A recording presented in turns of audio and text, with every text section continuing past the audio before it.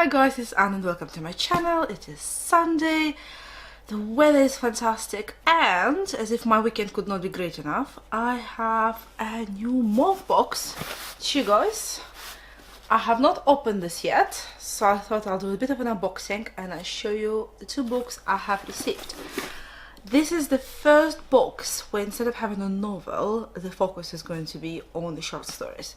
And you know, I'm not really a short stories person. I really struggle with the concept. I would rather have 800 tome than like 3 pages. I don't know why. I like to relive experiences with the same characters. So Mercedes is the queen of recommendations for the short story collections, and if she likes this book, chances are I probably will as well.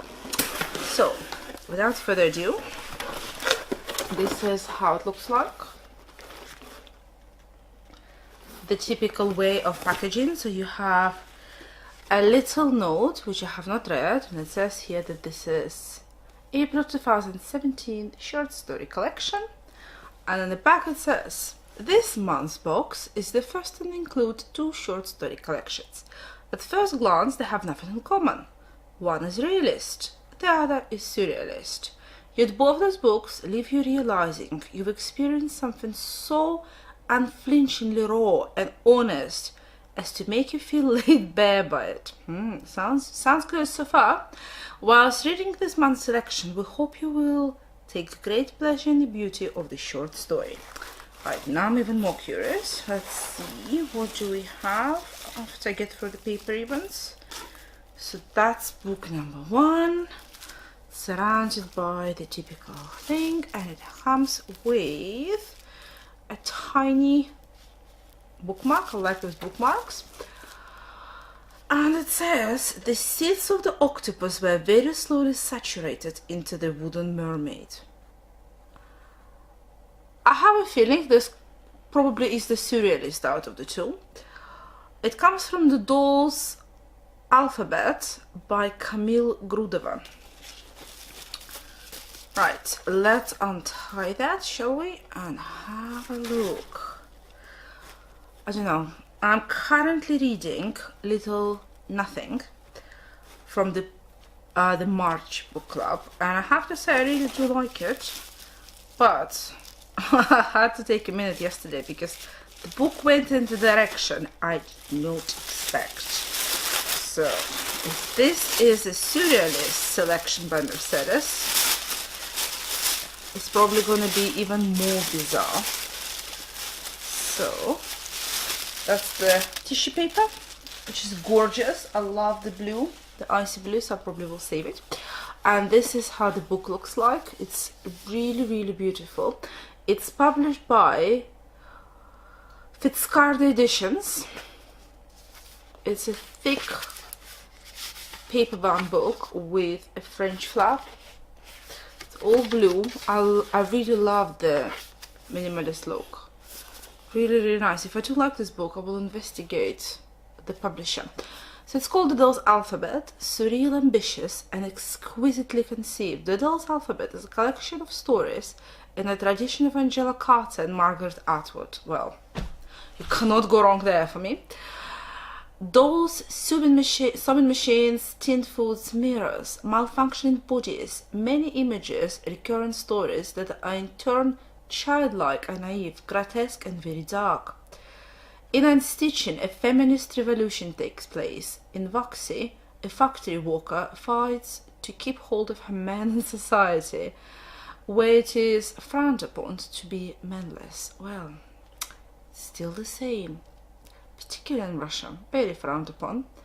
In Agatha's Machine, 2 schoolgirls conjure a parrot and an angel in a dark attic room. In Notes from Spider, a half-man, half-spider finds love in a great European city. Maybe like Edward Scissorhands, which I really liked. I like that movie.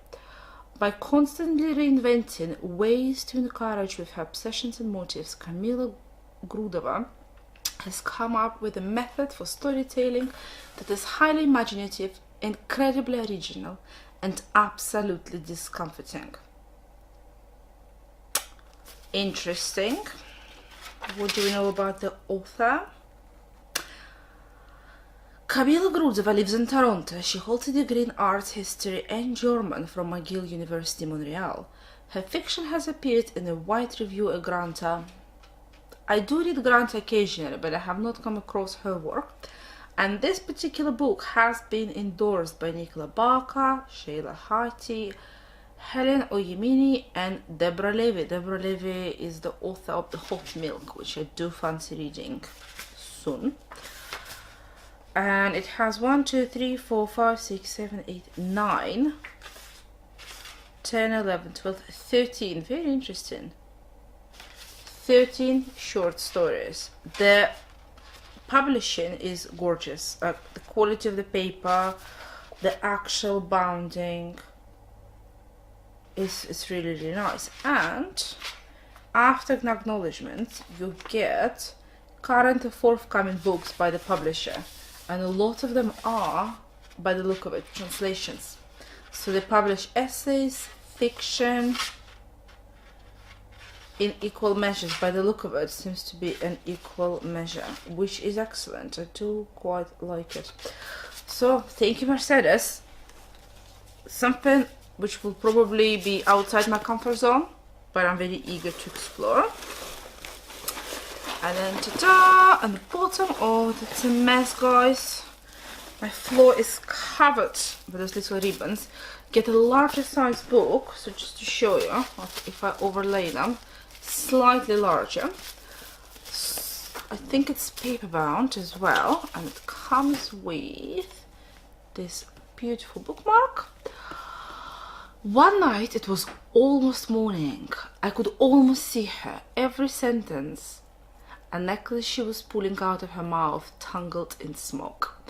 This quote comes from Things to Make and Break by May Lan Tan. Another book by the Asian author. Interesting. I really need to read more by the Asian author, so I'm quite pleased that this book has been selected. Take the twine out, so it's the same paper. I will probably save because I'm going to be doing a giveaway in my next video, and this paper is just too beautiful and I might just about use it.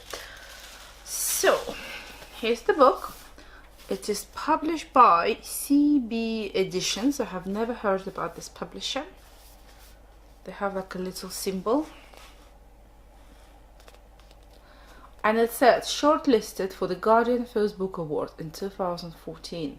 So here's what my having just 2 seconds ago finished getting myself just crazy by Things to Make and Break, am wagering when it comes to May Lan Tan. To wit that comes smart gobbet of the populous whale 5 years hence, be found entering her name onto the list of those whose first-hand reports from the interior can be counted upon when, at the worldwide betting window, it's time to risk what's left of time. That was just one sentence, guy. Now, I've reconsidered Make It 2.5 Years by Gordon Lish.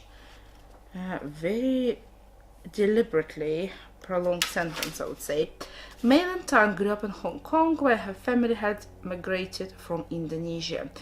She lived in North Carolina before moving to London to study arts at Goldsmiths. And it has a dedication for Mikolai. And it has 1, 2, 3, 4, 5, 6, 7, 8, 9, 10, 11 short stories. And just like with the first book, the actual quality of the publishing, I have to say, is really good. You have large margins, you have a decent size, sort of 12 times New Roman font, which I like. I know most publishers will go for Arial because if you have any visual impairment, Arial seems to be their font to choose. But I really, really do like this one. What do we know about CB Editions?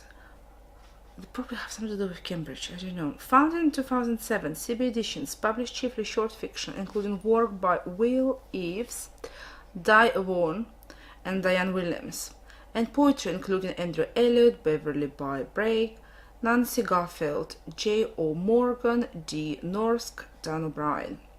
Writers published in translation include Apollinara, Algeciras Bursa, Joaquin Gwenazi, Geft Hoffman, Agatha Christoph, and Francis Punch. I'm really looking forward to this actually, and I don't know which one I like the most. They both sound great, and I can't wait to dig in. So thank you, Mercedes, if you are watching this video, because I know sometimes you do. I'm really intrigued, and I think it will broaden my horizons, which is exactly what I know one of the things you set up to do when you set up the box. You want people to read things which are new to them. So thank you for this. Cannot wait to tuck in. And I'll see you guys in my next video. Thank you. Happy reading.